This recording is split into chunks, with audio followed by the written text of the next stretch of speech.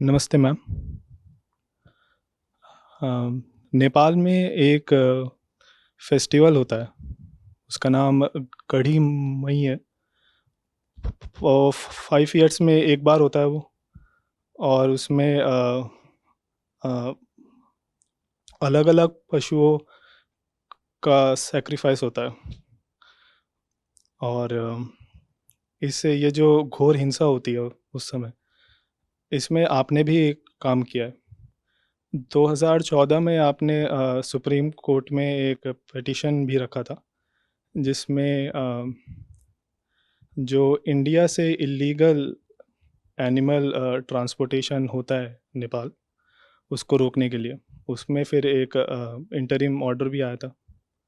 तो मुझे आपसे ये समझना है कि ये जो त्योहार है जिसमें इतने सारे जानवर कटते हैं, ये इसके बारे में आप कुछ बताएं, और जो आपने इस पे काम किया है उसके बारे में कुछ बताएं।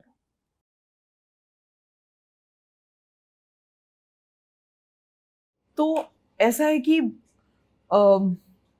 नेपाल में कई प्रकार के इलाके हैं। एक तो पहाड़ी इलाका है जो काठमांडू जहाँ पे है, जो उनकी राजधानी, और एक इलाका है मैदानी क्षेत्र जो जिसको वो मधेश बोलते हैं। और वहाँ पे एक गांव है जो बिल्कुल जो उनका पहाड़ी इलाका है कुछ उत्तराखंड से मिलता जुलता है, जो उनका मैदानी इलाका है कुछ बिहार से मिलता जुलता है। और बिहार से ही की सीमा से लगता हुआ एक गांव है बेरियारपुर।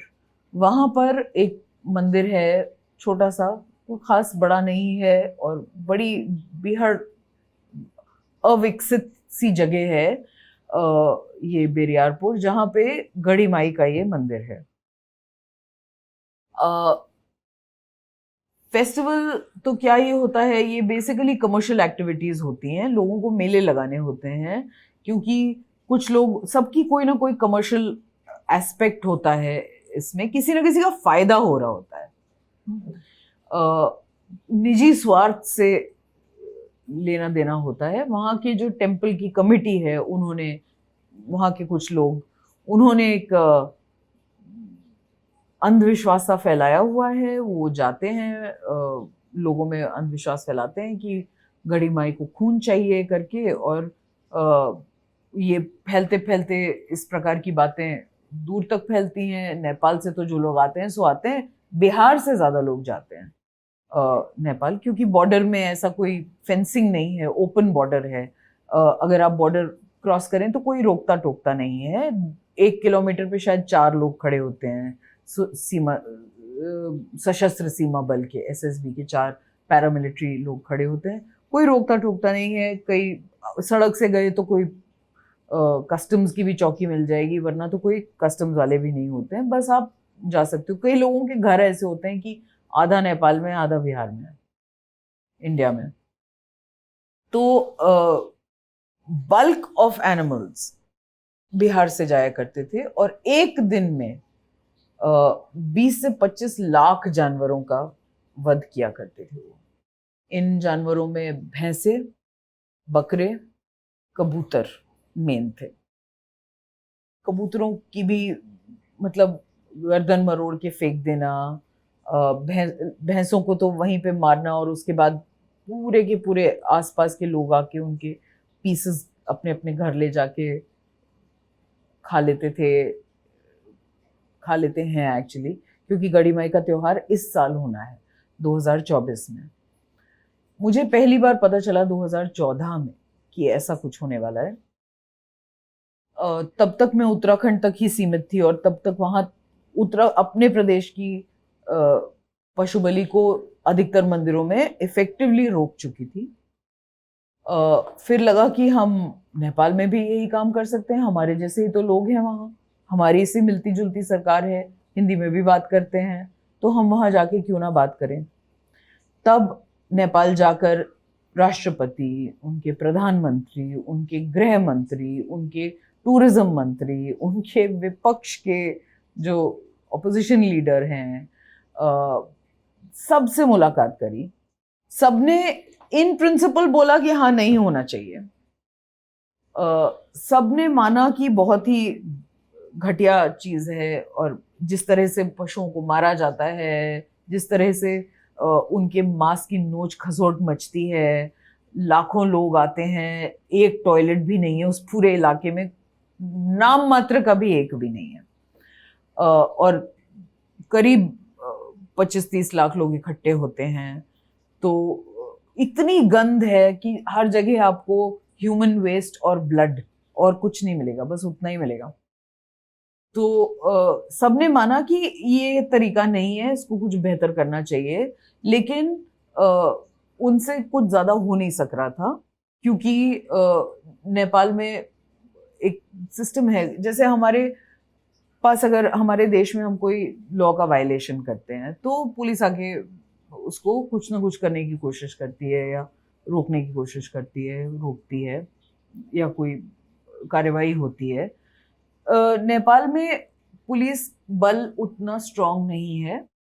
हम जब वहाँ पे, जैसे यहाँ पे डीएम होता है, वैसे वहाँ पे सिटी का डिस्ट्रिक्ट ऑफिसर होता है, तो उनके पास गए तो उन्होंने कहा कि हम कर देते, बट हमारे पास 15 पुलिस वाले हैं और यहाँ पे इतने लाखों लोग हैं, 15 पुलिस वाले क्या करेंगे, तो इसलिए हम ज्यादा कुछ कर नहीं सकते, हमसे कोई मदद की अपेक्षा मत करिए।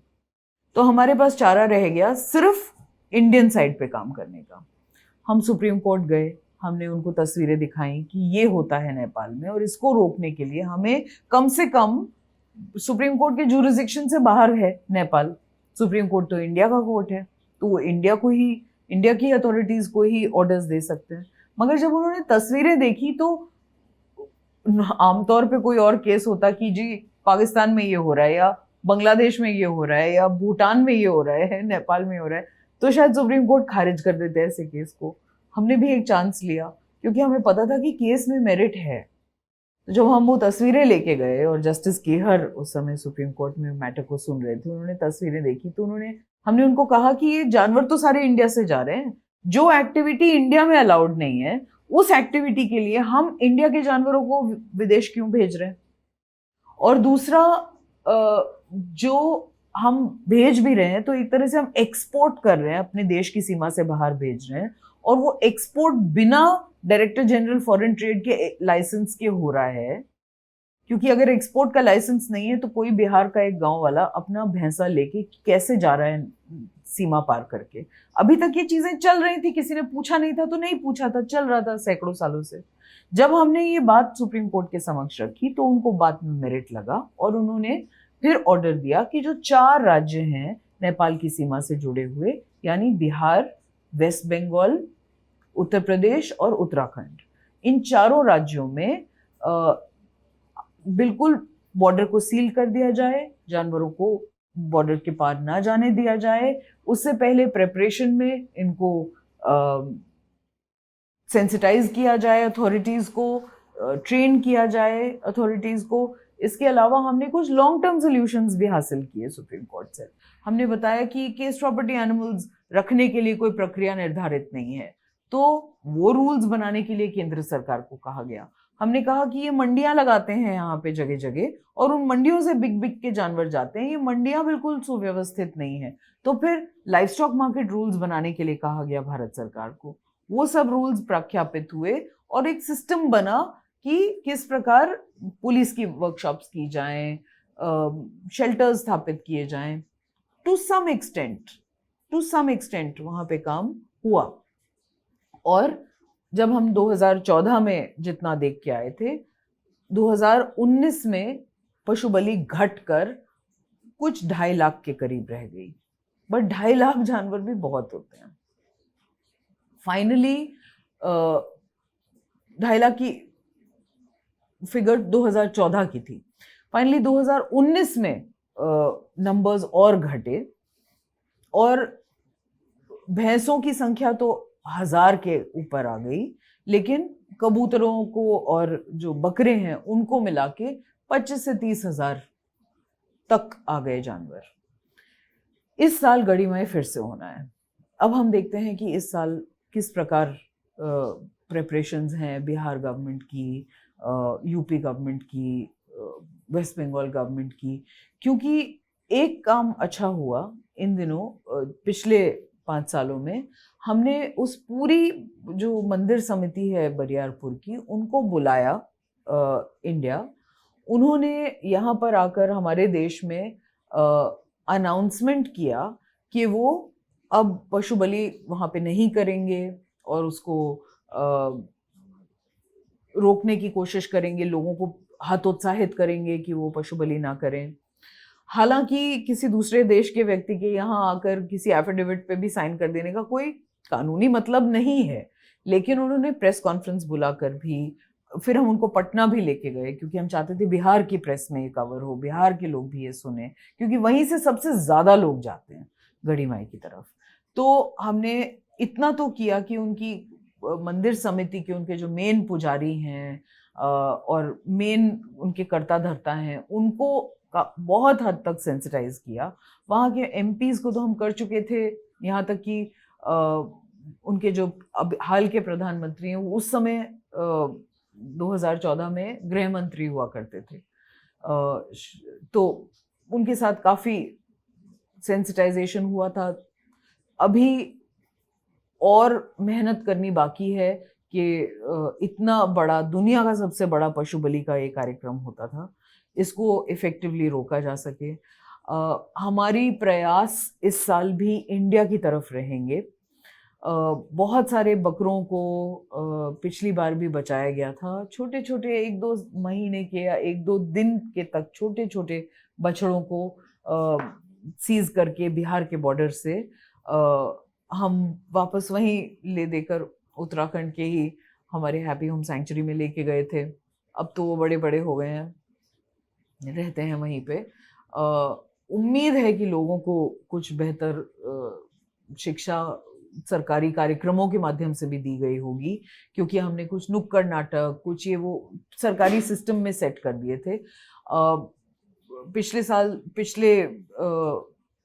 5 साल पूर्व तो सारे के सारे बॉर्डर डिस्ट्रिक्ट्स में, एक एक डिस्ट्रिक्ट में जाकर पुलिस ट्रेनिंग किया था मैंने। सीतामढ़ी, बेतिया, मोतिहारी से लेकर सुपौल, बहुत सारे वहाँ पे मधुबनी वगैरह डिस्ट्रिक्ट्स हैं। एक एक डिस्ट्रिक्ट में जाके पुलिस का सेंसिटाइजेशन करना, पोस्टर्स लगवाना, एसएसबी के साथ काम करना, ये बड़ी मैन पावर इंटेंसिव काम है।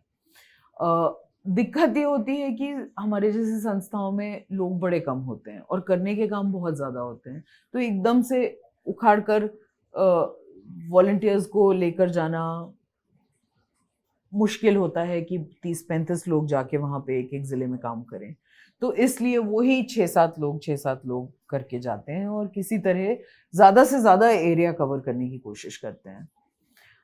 जैसे जैसे ज़्यादा लोग जुड़ेंगे, हम बेहतर आउटरीच कर पाएंगे, क्योंकि ये हमारे कंट्रोल से बाहर की बात है, हमारे देश के कंट्रोल के बाहर की बात है। मुझे लगता है हमें पहले अपना घर ठीक करना होगा। हमें पहले अपने बिहार में, अपने उत्तराखंड में, अपने यूपी में और वेस्ट बंगाल में चीज़ों को, अपने लोगों को समझाना और अपने बॉर्डर को सिक्योर करना ज़्यादा ज़रूरी है, इससे पहले कि हम पड़ोसी पे उंगली उठाएं। पड़ोस में हमने, जैसा कि मैंने कहा, 2014 में बहुत मेहनत करी थी, बट ज़्यादा फ़ायदा उसका नहीं हुआ। हमारे सुप्रीम कोर्ट के साथ साथ हमारे वहाँ के काउंटर पार्ट जो हैं, नेपालीज एनिमल वेलफेयर ऑर्गेनाइजेशंस, उनसे हमने, उनके सुप्रीम कोर्ट से भी अच्छा ऑर्डर हासिल किया था। लेकिन जैसा कि मैंने कहा, वहाँ पे पुलिस फोर्स से ना बराबर जैसे पाई गई, तो ऑर्डर होने के बाद भी उसको एनफोर्स करना बहुत ही मुश्किल। तो बेहतर ये है कि हम अपने लोगों को सचेत कर सकें, और वो ऐसी जगहें हैं जहाँ पे जाकर ही ये काम हो सकता है। इसीलिए मैं कह रही हूँ मैन पावर इंटेंसिव है, क्योंकि वो बहुत व्हाट्सएप से, सोशल मीडिया से, इंस्टाग्राम से जुड़े हुए लोग नहीं हैं, बहुत ही पिछड़े लोग हैं। इतने पिछड़े लोग हैं और इतने पढ़ाई लिखाई से दूर हैं कि वो सच में सोचते हैं कि वो अपनी ज़मीन बेच के अगर भैंसा खरीद के गढ़ी माई लेकर जाएंगे तो उनके बेटे की उम्र लंबी हो जाएगी, या ऐसा कुछ। तो जो ऐसी बातें सोचता है, मानता है और उसको, उस पर अनुकरण करता है उनका, वो कितना पिछड़ा हुआ होगा और कितना सभ्यता से दूर होगा। तो उसको वहां तक जाकर ही समझाया जा सकता है, और उसके लिए बहुत सारे लोग चाहिए। तो धीरे धीरे जैसे जैसे लोग जुड़ेंगे ये प्रथा भी खत्म होगी।